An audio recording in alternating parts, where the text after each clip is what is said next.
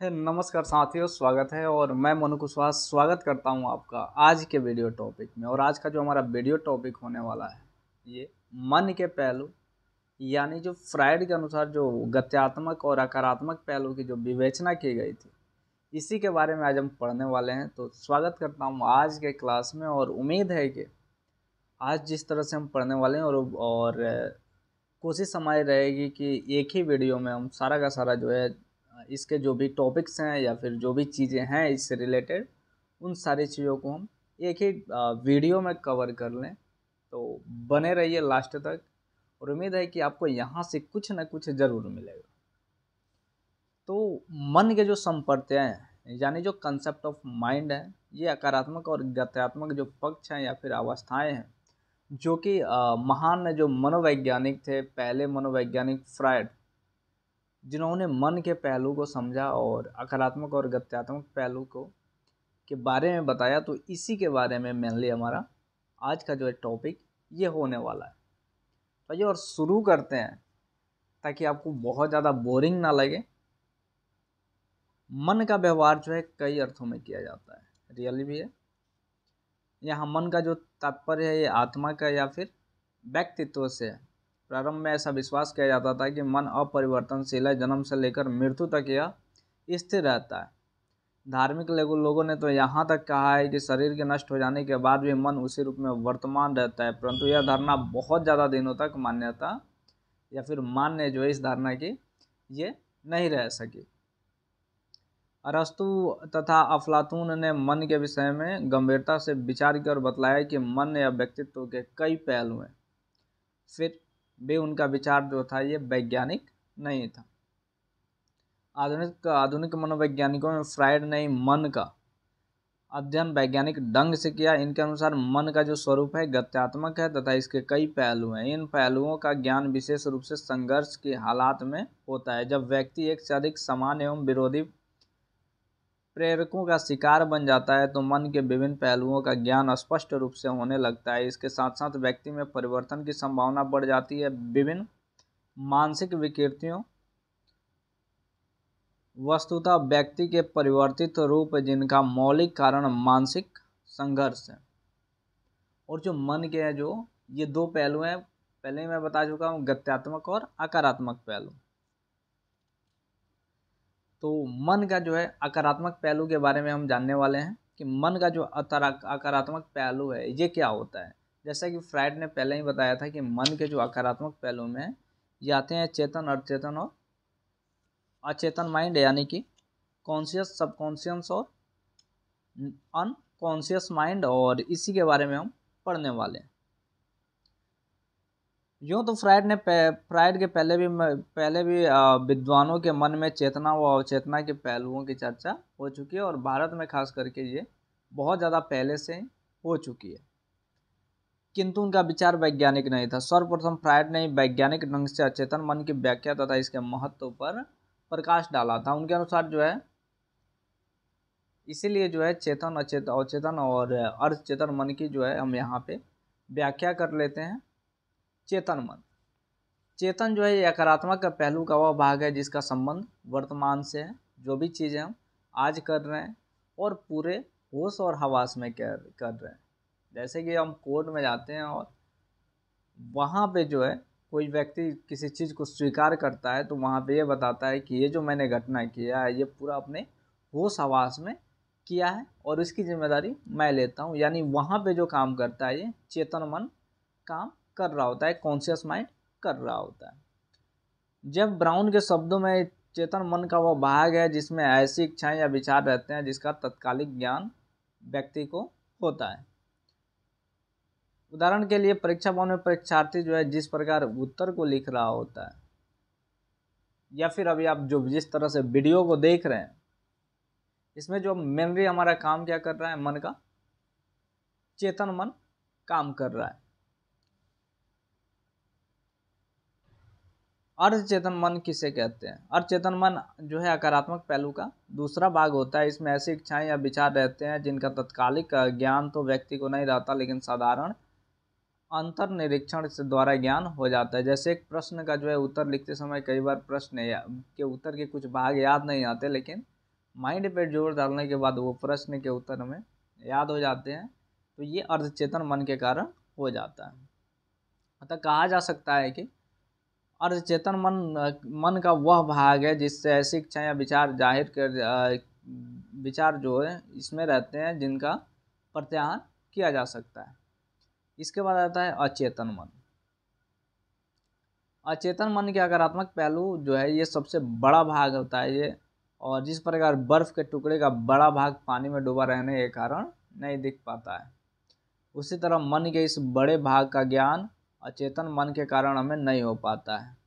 अचेतन मन की व्याख्या विद्वानों ने कई तरह की है।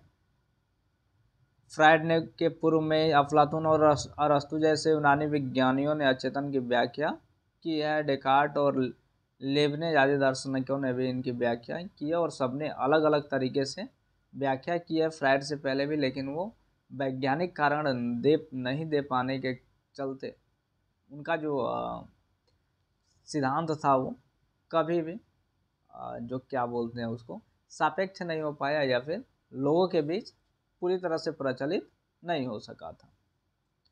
कुछ लोगों का मत है कि अचेतन मन का वह भाग है जिसमें निष्क्रिय या व्यर्थ मानसिक क्रियाएं रहती हैं। इन क्रियाओं का जीवन में कोई महत्वपूर्ण स्थान नहीं रहता है, परंतु फ्रायड ने सर्वप्रथम इस का जो है विरोध किया था।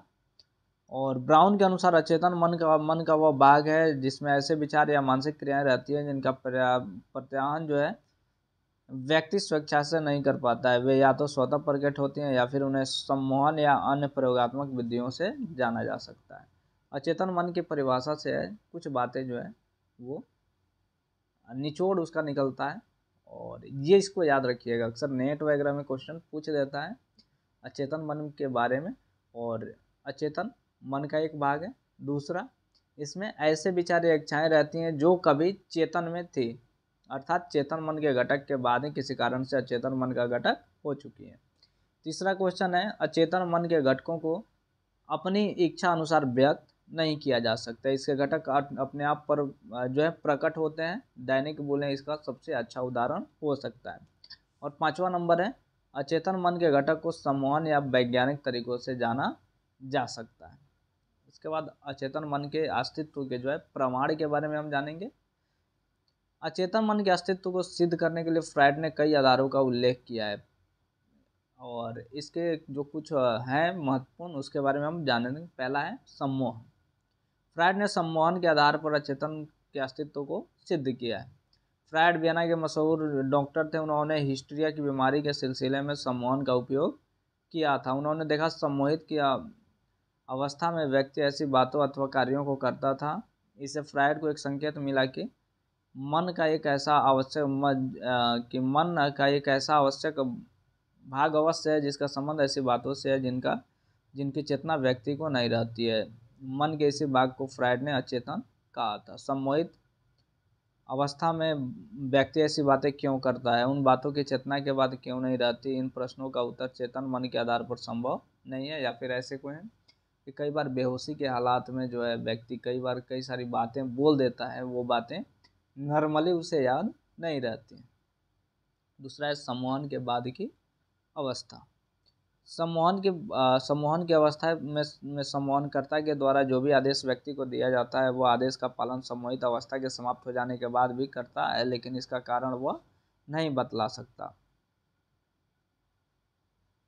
उदाहरण के लिए, यदि सम्मोहित व्यक्ति को सम्मोहन करता है आदेश दे कि व्यक्ति 12 बजे उसे अमुक स्थान पर जाना है, तो सम्मोहन की अटूट अवस्था टूट जाने के बाद वह ठीक 12 बजे उस स्थान पर पहुंच जाएगा। यदि उससे कारण पूछा जाए तो वह ठीक उत्तर नहीं दे सकता, क्योंकि इस काम को अचेतन के आदेश के अनुसार वह करता है। सम्मोहित अवस्था में अचेतन सक्रिय एवं क्रियाशील रहता है।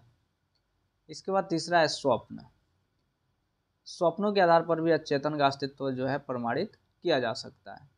व्यक्ति निंद्र अवस्था में जो है स्वप्न देखता है। नींद टूटने पर कुछ स्वप्नों को याद रखता है, कुछ को भूल जाता है। हम जानते हैं कि नींद की हालत में चेतन निष्क्रिय हो जाता है। और हम स्वप्न क्यों देखते हैं, यह बात चेतन के मन में निष्क्रिय होने से उसका लगाम ढीला पड़ जाता है, परंतु अचेतन सक्रियशील हो जाता है और स्वप्न के रूप में इच्छाओं की पूर्ति होने लगती है। इसके अलावा कभी कभी व्यक्ति ऐसे आश्चर्यजनक सपनों को देखता है जिसका अर्थ वह स्वयं समझ नहीं पाता है। जैसे अपने आप को जलते देखना, कुआं में गिरा हुआ देखना, एक इकलौते पुत्र की मृत्यु आदि सपनों के उदाहरण हैं। इसके बाद हो गया दैनिक जीवन की मनोविकृतियाँ। दैनिक जीवन में हमारे हमसे जो है प्रायः भूल हो ही जाती है, ऐसी कोई बड़ी बात नहीं है भूल होना।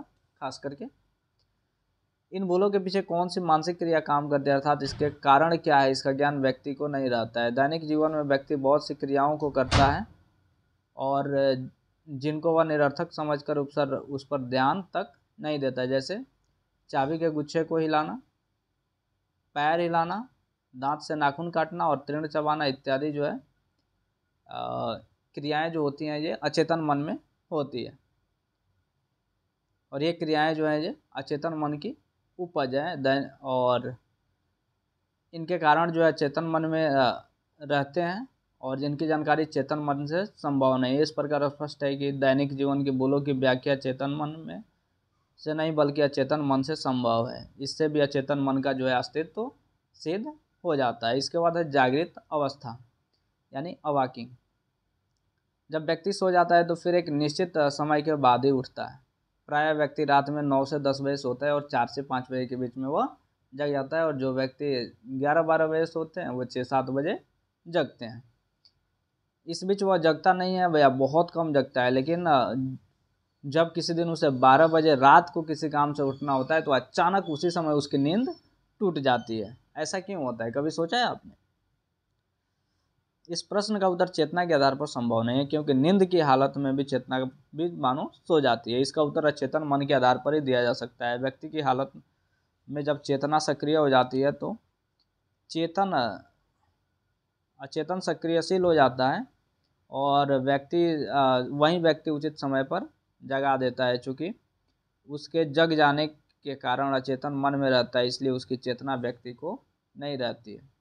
इसके बाद नामों का अचानक याद आना।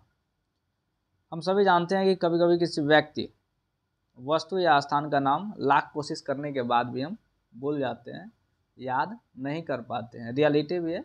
कई बार दोस्तों के साथ आप बैठे हो और वहाँ पे किसी चीज़ को याद करना हो तो मुश्किल ही हो जाता है किसी चीज़ को याद करना। हम जब उन नामों के बारे में चिंतन करना छोड़ देते हैं तो अचानक उनका स्मरण हो जाता है। अब प्रश्न है कि जिन बातों का प्रत्यायन कोशिश करने के बाद भी नहीं हो पाता है वे अपने आप क्यों और कैसे प्रकट हो जाती हैं? फ्रायड ने इसका उत्तर अचेतन मन के आधार पर दिया है। ऐसी बातें अचेतन मन में रहती है, इसलिए चेतन का उन पर कोई अधिकार नहीं होता, अतः उनका स्मरण हम अपनी इच्छा से नहीं कर पाते हैं। हाँ, मौका पर वे अपने आप ही प्रकट हो जाती है। 7वां नंबर है घबराहट। घबराहट के हालात में व्यक्ति ऐसी बातें बोलने लगता है जो दूसरे को आश्चर्य में डाल देता है। उस व्यक्ति विशेष को आश्चर्य होता है कि उसने ऐसी बातें कैसे दी। प्रायः घबराहट के बाद व्यक्ति उन बातों को भूल जाता है। उसे घबराहट के हालत में कही गई बातों या किए गए कामों पर विश्वास नहीं होता। सवाल यह है कि घबराहट की हालत में व्यक्ति ऐसी बातें क्यों करता है और फिर उसे भूल क्यों जाता है? यह सब जो है ये अचेतन का ही करतूत होता है। 8वां नंबर है समस्या का स्वतः समाधान। कभी कभी ऐसा होता है कि व्यक्ति अपनी समस्याओं का हल करने में भरसक प्रयास करता है, लेकिन समस्या का हल नहीं हो पाता है। जब वह चिंतन करना छोड़ देता है तो कुछ देर बाद उसका समाधान है अपने आप हो जाता है। इसी प्रकार की समस्या के समाधान नहीं होने पर व्यक्ति सोचते सोचते सो जाता है और जब सुबह उठता है तो समस्या का हल अपने आप मिल जाता है। इसका कारण है कि व्यक्ति जब चेतन रूप से सोचना छोड़ देता है और सो जाता है तब अचेतन भाग सक्रियशील हो जाता है और समस्या का हल ढूंढने लगता है। चेतन प्रयास के फलस्वरूप ही समस्या का हल मिल जाता है। फिर जब व्यक्ति किसी चेतन में आता है अथवा सोकर उठता है तो उसे ऐसा लगता है मानो समस्या उसे अपने आप ही मिल गया हो समस्या का। इसके बाद स्वतंत्र साहचर्य, इसको हम फ्री एसोसिएशन बोलते हैं।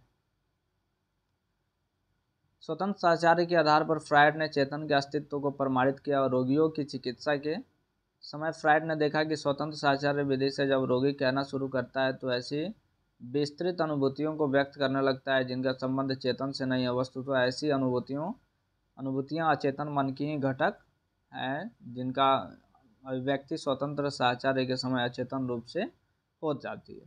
10वां है मानसिक रोग। यदि मानसिक रोग या मानसिक विकृति पर ध्यान दिया जाए तो अचेतन मन का अस्तित्व सिद्ध हो जाता है। मानसिक रोग दो प्रकार के होते हैं, पहला है चिंता विकृति और दूसरा है मनोविकृति। चिंता विकृतियों को मनोस्नायु विकृतियां भी कहते हैं।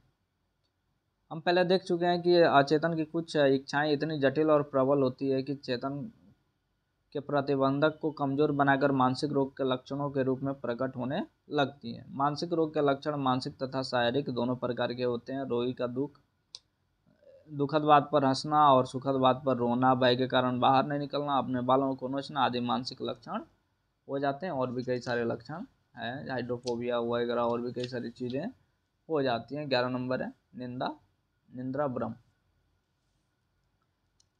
समाज में कुछ ऐसे व्यक्ति पाए जाते हैं जो नींद की अवस्था में उठकर इधर उधर घूमते हैं और कुछ कार्य भी कर डालते हैं, पर जागने पर उन्हें ऐसी क्रियाओं का स्मरण नहीं रहता है। ऐसे व्यक्ति का वर्णन इस प्रकार किया जाता है। एक शिक्षित व्यक्ति था, वह रात में नींद की अवस्था में उठकर स्नान करता था, कपड़ा बदल कर कहीं घूमने बाहर निकल जाता था और घूम घाम कर अपने कमरे में आकर सो जाता था। सुबह में पूछने पर उसे रात की क्रियाओं की चेतना नहीं रहती थी और ये सब जो था वह अचेतन मन के कारण ही संभव हो रहा था। इसके बाद अचेतन की विशेषताएं क्या है, इसके बारे में जानना बहुत ज़्यादा जरूरी है। जब विशेषताएं आप पढ़ लेते हैं तो उसके अवगुण भी पढ़ लेते हैं। तो कई बार होता है कि नेट या फिर और भी जो कॉम्पिटिटिव एग्जाम्स होते हैं और उसमें साइकोलॉजी होता है तो फिर वहाँ पे देखने को मिलता है कि लगातार 4 विशेषताएं दे दी गई, 3 विशेषताएं दे दी गई और एक विशेषता नहीं दी गई। लेकिन क्या है कि जब हम इन चीज़ों को बेहतरीन तरीके से नहीं पढ़े होते हैं तो फिर वहाँ पे इनका आंसर लगा पाना मुश्किल होता है और कई बार गलत आंसर को ही हम टिक मार देते हैं और गलत हो जाता है हमारा। पहला है अचेतन मन का बड़ा भाग। फ्रायड ने अचेतन का स्वरूप वर्णन करते हुए बतलाया है कि मन का यह सबसे बड़ा भाग होता है। उनके अनुसार मन का 7/8 भाग अचेतन है और केवल 1/8 भाग चेतन है। इससे इसका भी अनुमान लगाया जा सकता है कि अचेतन मन की अनुभूतियाँ चेतन मन की अनुभूतियों से कितनी अधिक हो सकती है। इसके बाद चेतन में ईड प्रवृत्तियाँ होती हैं। अचेतन में ईड प्रवृत्तियाँ होती है, यानी किसी काम को करना ही है, चाहे वो गलत हो या फिर अच्छा हो। अचेतन इन प्रवृत्तियों से भरा हुआ है। कारण है कि ईड को वास्तविकता का ज्ञान नहीं रहता है, इसलिए अपने कामों के परिणाम को बिना सोचे ही अपनी सभी अनैतिक और असामाजिक इच्छाओं की तृप्ति करना वो चाहता है। किंतु सामाजिक नियम, लोक लज्जा और नैतिक धार्मिक दबाव के कारण ईड ऐसी इच्छाओं की तृप्ति नहीं हो पाती है। फलतः इन इच्छाओं का दमन अचेतन मन में हो जाता है। इस प्रकार ईड प्रवृत्तियां अचेतन के अंतर विषय बन जाती है। इसके बाद तीसरा है अचेतन सुख दुख के नियम को से निर्देशित होता है, यानी unconscious is the guided by the pleasure pain principle. जिस प्रकार चेतन वास्तविकता के नियम के आधार पर कार्य करता है उसी प्रकार अचेतन सुख दुख के नियम के आधार पर काम करता है। इससे वास्तविकता की तनिक भी चिंता नहीं होती है। चेतन मन किसी काम के अवसर पर पूरा विचार कर लेता है, लेकिन अचेतन मन उस काम को करने के लिए तत्पर हो जाता है जिससे सुख या आनंद की प्राप्ति हो सकती है। वह उसके परिणाम या अवसर के बारे में कभी भी नहीं सोचता है। चौथा नंबर है चेतन कामुक इच्छाओं का निवास है, यानी unconscious is the reservoir of sexual desires. अचेतन में जो है काम संबंधी इच्छाएं होती है। ऐसे फ्रायड का मत है कि इन बातों को लेकर बहुतों ने फ्रायड की आलोचना की है, लेकिन इसे न्याय नहीं कहा जा सकता। किसी की आलोचना करने से पहले उसके विचार या मत को जान लेना जरूरी है। फ्रायड महोदय ने काम यानी सेक्स का व्यवहार व्यापक अर्थ में किया है। उनके अनुसार संभोग को ही कामुकता नहीं कह सकते, बल्कि संतान के प्रति माता पिता का स्नेह, भाइयों बहनों के बीच प्रेम, मित्र के बीच प्रेम आदि कामुकता का ही परिचायक है। इस दृष्टिकोण से देखा जाए तो यह स्वीकार करने में आपत्ति नहीं होनी चाहिए कि चेतन की इच्छाएं कामुक होती हैं। इसके बाद है अचेतन अतार्किक है, यानी अचेतन को अतार्किक कहा गया है क्योंकि यह तर्क के आधार पर नहीं देखा जा सकता कि जिन इच्छाओं की पूर्ति वह करना चाहता है उनके लिए समय या स्थान अनुकूल है या फिर नहीं। ऐसा इसलिए होता है क्योंकि अचेतन मन को बाह्य जगत के बारे में कोई भी और किसी तरह का ज्ञान नहीं होता है। इसके बाद अचेतन जो है यानी जो 7वां नंबर है अचेतन सक्रिय एवं गत्यात्मक का स्वरूप का है। अचेतन मन की इच्छाएं शांत एवं निष्क्रिय नहीं रहती बल्कि सक्रिय एवं क्रियाशील रहती है। वे सदा प्रकट होने का प्रयास करती हैं और अवसर मिलने पर ही प्रकट हो जाती हैं। चेतन के प्रतिबंध के वजह से अचेतन इच्छाएं अपना रूप बदलकर प्रकट होती हैं। दैनिक जीवन की भूलें स्वप्न इसके उदाहरण है। इसके बाद 8वां नंबर है अचेतन इच्छाएं साथ साथ रहती हैं। अचेतन की यह विशेषता है कि अचेतन की इच्छाएं अपने अभिव्यक्ति के लिए संघर्ष नहीं करती। अचेतन के कुछ इच्छाएं ऐसी भी होती हैं जो परस्पर विरोधी होती हैं, फिर वे भी मिलजुल कर अपनी तृप्ति चाहती हैं। कभी कभी तो वे कई इच्छाएं एक साथ संगठित होकर प्रकट हो जाती हैं, जिसे फ्रायड ने शब्दों में संक्षेपीकरण कहा जाता है। इसके बाद 9वां नंबर है अचेतन शैशव का स्वरूप होता है। यानी अब unconscious is infantile of in nature, यानी बच्चे जिस प्रकार एक इच्छा की उत्पत्ति के बाद उसकी पूर्ति तुरंत चाहते हैं, उसी तरह अचेतन भी अपने विचारों की अभिव्यक्ति अतिशीघ्र करना चाहता है। जब तक कि अचेतन अपने विचार की संतुष्टि नहीं कर पाता है तब तक वह तनाव की हालात में रहता है। अतः अचेतन के स्वरूप की तुलना बच्चों के स्वभाव से की जाती है। इसके बाद है जातीय या फिर सामूहिक अचेतन, और इसको जो है युंग महोदय ने कहा था कि जातीय और जो समूह है इस चेतन के बारे में युंग महोदय ने कहा था। तो फिर आइए और इसके बारे में हम देख लेते हैं। और फिर युंग महोदय ने अचेतन को दो भागों में बांटा है। पहला है व्यक्तिगत अचेतन और दूसरा है जातीय या फिर सामूहिक अचेतन। युंग ने बताया कि व्यक्तिगत अचेतन के अंतर्गत आने वाले सभी विचार अर्जित होते हैं, यानी विचारों की उत्पत्ति वातावरण के संपर्क से होती है। ये विचार समाज द्वारा तिरस्कृत एवं हेय होते हैं। इन विचारों को चेतन मन में लाने से व्यक्ति में दोष भाव आ जाता है। व्यक्ति इन दोष भाव से छुटकारा पाना चाहता है क्योंकि यह उनमें असंतुलन ला देता है। ऐसा विचार दमित होकर चेतन से अचेतन में चला जाता है। जबकि सामूहिक चेतन को है ये समस्त मानवता का मूल आधार माना है। किसने? तो युंग महोदय ने। उन्होंने यह भी कहा है कि प्रत्येक व्यक्ति का अचेतन एवं अचेतन जीवन इस सामूहिक अचेतन से विकसित होता है। यह सामूहिक अचेतन अर्जित नहीं बल्कि अनुवांशिक होता है। इससे व्यक्ति अपने पूर्वजों से प्राप्त करता है। युंग ने कहा 1939 ईस्वी में कि प्रत्येक व्यक्ति में दमित मूर्तियां छिपी हुई हैं। वे गुप्त शक्तियां वंशानुक्रम से प्राप्त होती हैं और मस्तिष्क संरचनाओं के द्वारा एक पीढ़ी से दूसरी पीढ़ी तक जाती है। इस सामूहिक अचेतन के मानव जाति के हजारों साल के अनुभवों के संस्कार निहित होते हैं। वे सब प्रवृत्तियां शामिल रहती हैं जो मानव जाति की विशेषताएं हैं। तो फ्रायड और युंग महोदय ने अचेतन संबंधी जो बातें की हैं उनमें कुछ समानताएं भी है और इसी के बारे में हम जानेंगे इस वीडियो में, और इसी वीडियो में हम जानने वाले हैं।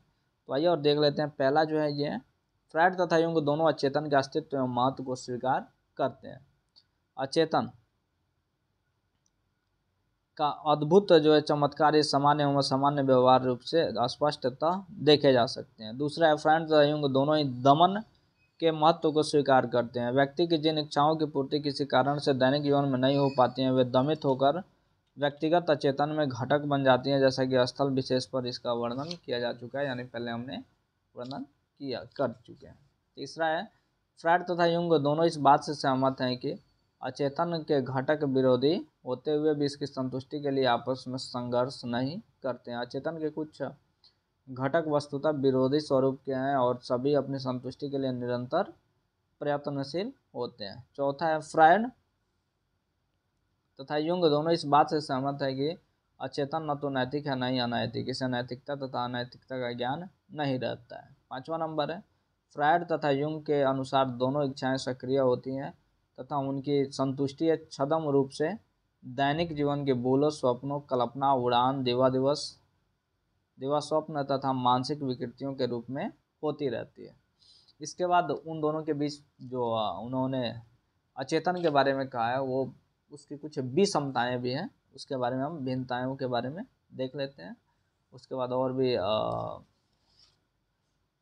अचेतन का महत्व पढ़ेंगे, और भी कुछ चीज़ें हैं जो हम पढ़ने वाले हैं, यानी इसके बाद एड ईगो सुपर ईगो पढ़ लेंगे, गत्यात्मक पक्ष। भिन्नताएं। फ्रायड तथा युंग के विचारों में मुख्य अंतर यह है कि फ्रायड केवल व्यक्तिगत अचेतन की सत्ता को स्वीकार करते हैं, लेकिन युंग व्यक्तिगत अचेतन तथा सामूहिक जातीय अचेतन को भी मानता है। युंग का व्यक्तिगत अचेतन फ्रायड के व्यक्तिगत अचेतन के लगभग समान है। दूसरा नंबर है, युंग तथा फ्रायड के सिद्धांतों में दूसरा अंतर यह है कि फ्रायड के अनुसार अचेतन के लिए दमन बिल्कुल आवश्यक है, जबकि इसके बिना अचेतन की कल्पना संभव नहीं की जा सकती। लेकिन युंग के अनुसार दमन के बिना भी अचेतन संभव है, अतः अचेतन के लिए दमन आवश्यक नहीं है। इसका कारण यह है कि युंग का अचेतन व्यक्ति के अनुभव पर आधारित है। इसका कारण जिन इच्छाओं की संतुष्टि व्यक्ति दैनिक जीवन में नहीं कर पाता है, वे अचेतन में दमित हो जाती है, अतः अचेतन मात्र दमित इच्छाओं का ही भंडार होता है। युंग व्यक्तिगत अचेतन के अतिरिक्त सामूहिक अचेतन को भी मानता है, जिसका संबंध वंश परंपरा से होता है। तीसरा है, युंग तथा फ्रायड के सिद्धांतों में तीसरा अंतर यह है कि युंग का व्यक्तिगत अचेतन फ्रायड के अचेतन के बिल्कुल समान नहीं है। कारण यह है कि फ्रायड के अनुसार केवल दमित ग्रंथियां ही अचेतन के घटक में होती हैं, लेकिन युंग के अनुसार दमित मनोग्रंथियों के अतिरिक्त सीमांत धारणा भी अचेतन के घटक होती है, जिसकी चेतना व्यक्ति को नहीं हो पाती है। इसके बाद चौथा, अचेतन घटक का संबंध जो है, एक मुख्य अंतर यह है कि फ्रायड के अनुसार चेतन के घटक जो है प्रधानतः कामुक होते हैं, खासकर शैक्षणिक काम इच्छाएं अधिकांशतः अचेतन में दमित होती हैं। लेकिन युंग इससे सहमत नहीं है। उनके अनुसार अचेतन के घटक कामुक तथा अकामुक दोनों प्रकार के होते हैं। उन्होंने फ्रायड की काम शक्ति के स्थान पर जीने की इच्छा को स्वीकार किया है। व्यक्ति जीने की अपेक्षा में कामुक और कामिक दोनों प्रवृत्तियां जो है वो शामिल हो जाती हैं। 5वां नंबर है, फ्रायड तथा युंग के अचेतन संबंधी सिद्धांतों में जो अंतर है ये है कि फ्रायड के अनुसार अचेतन में जो इच्छाएं दमित है, उनकी चेतना आवश्यक रूप से व्यक्ति को कभी न कभी थी, लेकिन युंग इससे सहमत नहीं होते। उनके अनुसार अचेतन के घटक कुछ ऐसे हैं कि जिनके चेतना में नहीं थे। इसके 2 कारण उन्होंने बतलाए हैं। पहला कारण यह है कि सामूहिक अचेतन के घटक का संबंध व्यक्ति की वंश परंपरा से है, जिस पर व्यक्ति के व्यक्तिगत अनुभव तथा शिक्षण का तनिक भी प्रभाव नहीं पड़ता। 6ठा नंबर है,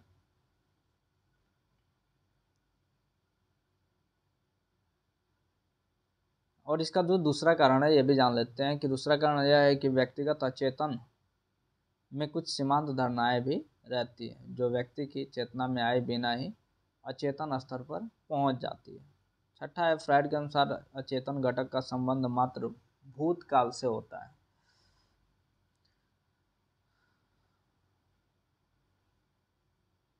भूतकाल में कुंठित इच्छाएं अचेतन के घटक होती हैं और छद्म रूप में इनकी संतुष्टि होती रहती है। लेकिन युंग के अनुसार अचेतन में दमित इच्छाओं के अतिरिक्त भी भविष्य की घटनाओं से संबंधित इच्छाओं के बीच अंकुरित होते हैं।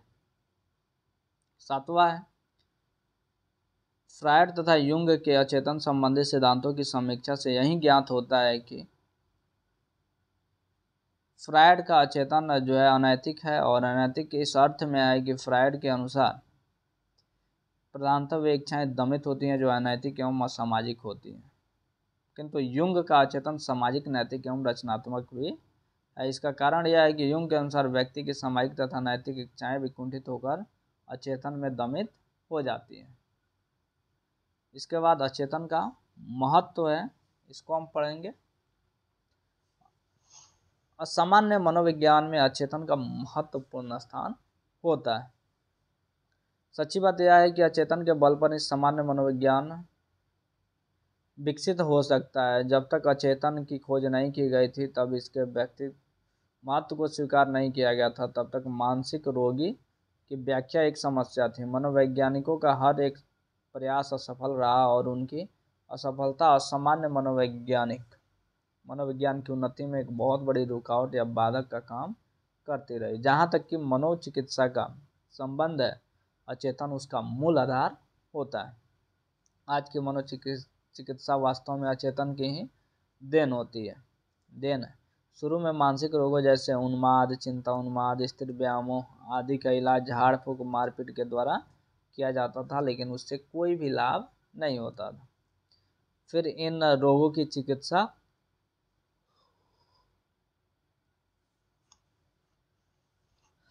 शारीरिक रोगों के आधार पर भी सफल नहीं हो सकी। अंत में मनोवैज्ञानिकों ने इसके मानसिक कारणों को स्वीकार किया और बतलाया कि इन रोगों का कारण अचेतन मन में रहते हैं। अतः मनोविश्लेषण के द्वारा उन कारणों को जानकर मानसिक रोगों का इलाज सफलतापूर्वक किया जा सकता है और आज वो किया भी जाता है। सामान्य व्यवहारों को समझने में भी अचेतन हमारी सहायता करता है। स्वप्न, दैनिक जीवन की भूलें, विभ्रम, दिवस स्वप्न आदि ऐसे व्यवहार हैं जो सामान्य व्यक्तियों में भी देखे जाते हैं। वस्तुतः ये व्यवहार अकारण नहीं है, ये सबके कारण अचेतन में मन में निवास करते हैं। इसके बाद आ जाता है हमारा मन का गत्यात्मक पक्ष या फिर अवस्था, और इसके भी मुख्य रूप से 3 प्रकार होते हैं, इड, ईगो और सुपर ईगो। तो आइए और इसको हम सबसे पहले देख लेते हैं। मन का जो है गत्यात्मक पक्ष, इसको हम देख लेते हैं। फ्रायड पहला मनोवैज्ञानिक था जिसने मन के गत्यात्मक स्वरूप का विस्तार पूर्वक अध्ययन किया था। व्यक्ति के गत्यात्मक पहलू का अर्थ वह साधन है जिसके द्वारा मूल प्रवृत्तियों में उत्पन्न संघर्षों का समाधान होता है। गत्यात्मक पहलू को भी 3 भागों में बांटा गया है, इड, ईगो और सुपर ईगो, और इसके बारे में हम पढ़ेंगे। और ग्रेजुएशन के फर्स्ट सेमेस्टर से ही मिलना चालू हो जाता है या फिर फर्स्ट ईयर से ही ये मिलना चालू हो जाता है। चूँकि अभी सेमेस्टर वाइज होने लग गया एग्ज़ाम, तो वहाँ पे ये चीज़ें देखने को मिल जाती है। क्या है, यानी ईड के बारे में पहले पढ़ लेते हैं। ईड मन के गत्यात्मक पहलू का पहला भाग है जो है ईड कहलाता है। बच्चे में केवल ईड ही होता है। ईड तथा सुपर ईगो का विकास, ईगो तथा सुपर ईगो का विकास जो है ये बाद में धीरे धीरे होते जाता है। सभी नैतिक एवं अनैतिक इच्छाएं ईड के कारण ही उत्पन्न होती हैं। इसे न तो समय का ज्ञान होता है और न ही वास्तविकता का। यही कारण है कि बच्चे अपने सारी इच्छाओं को पूरा करना चाहते हैं। कभी कभी तो बच्चे ऐसी इच्छाओं को पूरा करना चाहते हैं जिसे पूरा करना संभव नहीं होता है। बच्चे ऐसा इसलिए करते हैं कि उन्हें वास्तविकता का ज्ञान नहीं रहता है। जब ऐसी इच्छाओं की संतुष्टि नहीं हो पाती है तो बच्चों को कुंठा होता है, फलतः उन्हें वास्तविकता का ज्ञान होने लगता है। इसी के साथ ईगो तथा सुपर ईगो का विकास होने लगता है। ईड पर प्रकाश डालते हुए नाइस ने लिखा है,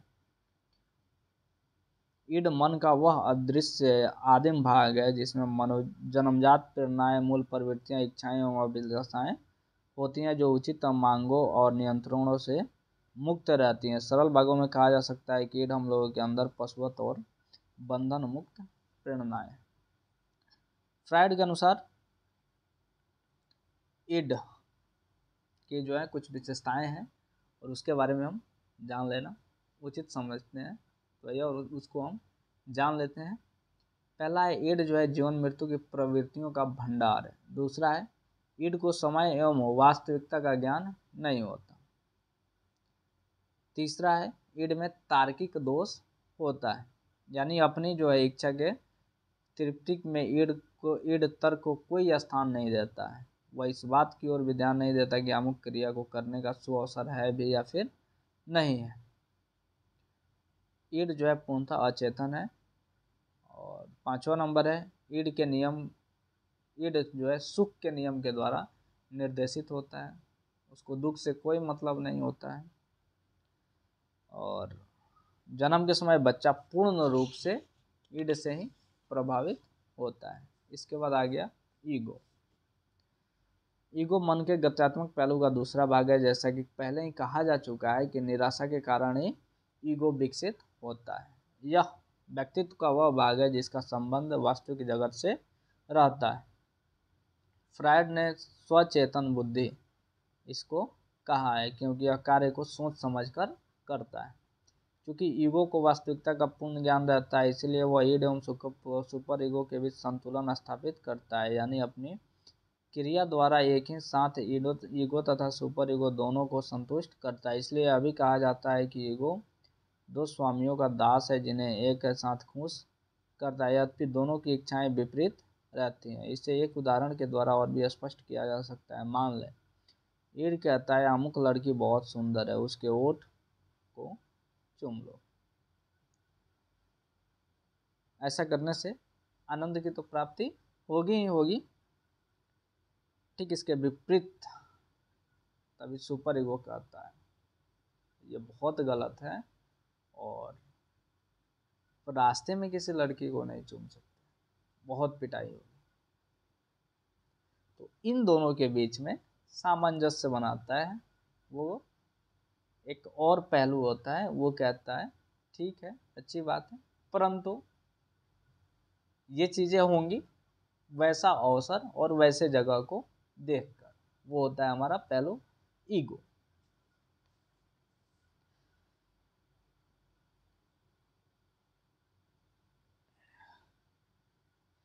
यह अनैतिक और असामाजिक कार्य है, ऐसा करने वालों को समाज माफ नहीं करेगा, अतः नवयुवती के होठ को चूमना नहीं चाहिए। यहाँ पर दोनों की विपरीत इच्छाओं को ध्यान में रखते हुए ईगो कहता है इस समय ऐसा करना ठीक नहीं है क्योंकि पकड़ाने और पिटाने का डर है।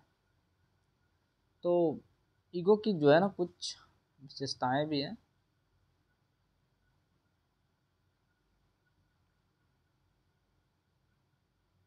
लेकिन इससे पहले हम रिचार्ड डब्ल्यू नाइस के ने ईगो के बारे में कुछ कहा है, उसकी परिभाषा दी है, उसके बारे में हम जान लेते हैं। ईगो जो है व्यक्तित्व का वह भाग है जो एक तरफ से बाह्य जगत के संपर्क में रहता है और दूसरी ओर से जो है ईड के संपर्क में। वह विचार, निर्णय, व्याख्या और व्यवहार को वास्तविक जीवन के अनुसार व्यवहारिक एवं कुशल बनाने का प्रयास करता है। और इसकी अब विशेषताएं हैं ईगो की। पहला है ईगो को समय और वास्तविकता का ज्ञान पूरी तरह से रहता है। दूसरा है ईगो तार्किक दोष से वंचित रहता है। तीसरा है प्राणी और वातावरण के बीच ईगो समायोजक का कार्य करता है। चौथा है ईगो का संबंध नैतिकता से नहीं होता है। पांचवा या फिर ऐसे मान सकते हैं सुपर ईगो के बारे में हम जानने वाले हैं। सुपर ईगो मन के गत्यात्मक पहलू का तीसरा और अंतिम भाग है। यह आदर्शों की जननी है, आइडियल्स की जननी है। इस कारण व्यक्ति में नैतिकता का जन्म होता है और व्यक्ति को सामाजिक एवं सभ्य बनाने में इसका मुख्य स्थान है। सुपर ईगो का विकास समाज में होता है और सामाजिक बंधन के कारण इसका विकास होता है। जो व्यक्ति किसी समाज से पूर्णतः वंचित है उसमें सुपर ईगो का विकास संभव नहीं है, उसमें ज़्यादातर ईड का विकास होता है। पशुओं में सुपर ईगो का अभाव है। सुपर ईगो पर प्रकाश डालते हुए नाइस ने लिखा है सुपर ईगो व्यक्तित्व का वह भाग है जिसे विवेक कहा जाता है। यह हमें सभ्य मानव समाज बनाना सिखाता है। इसकी कुछ विशेषताएं हैं। पहला है सुपर ईगो मुख्य रूप से चेतन होता है। दूसरा है सुपर ईगो आदर्शों का भंडार होता है। तीसरा है सुपर ईगो का निर्माण एक समाज में होता है। चौथा है सुपर ईगो का संबंध नैतिकता से। और पांचवा है सुपर ईगो से ही पछतावा, दोष और भावना उत्पन्न होती है। तो दोस्तों ये था हमारा मन के गत्यात्मक पहलू और आकारात्मक पहलू, मन के पहलू, और उम्मीद है कि आपको समझ में ज़रूर आया होगा। फिर मिलते हैं हम नेक्स्ट वीडियो में, तब तक के लिए बहुत बहुत धन्यवाद। और वीडियो पसंद आया हो तो अपने कुछ वैसे दोस्तों के साथ ज़रूर भेजना जो कि साइकोलॉजी पढ़ना चाहते हैं या फिर समझना चाहते हैं कि साइकोलॉजी है क्या और इससे हम अपनी लाइफ में क्या क्या अचीव कर सकते हैं और समाज को किस हिसाब से बेहतरीन तरह से बना सकते हैं।